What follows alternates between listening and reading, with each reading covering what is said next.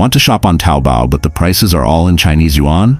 It gets confusing fast. But don't worry, in this video, I'll show you how to change your payment currency to USD directly inside the Taobao app. No external tools needed. Stick around for a bonus tip that'll help you avoid hidden conversion fees. Let's jump straight into how to switch your currency to USD on the Taobao app. Step 1. Open the Taobao app. First, make sure your Taobao app is updated. Then, open it and log into your account. Step 2. Go to your Profile, Me section. At the bottom right corner, tap the Me icon. This takes you to your account dashboard.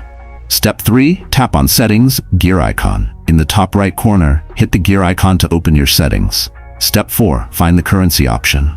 Scroll down until you find the currency settings. It might be labeled as Bidong currency. If it's not in English, look for options with symbols like CNY or USD next to them. Step 5. Select USD dollar. Tap on the currency option and choose USD, United States dollar, from the list. Once selected, the app will automatically update product prices to display in dollars. Now, everything from search results to checkout will be in USD, much easier to understand if you're an international buyer. Bonus tip.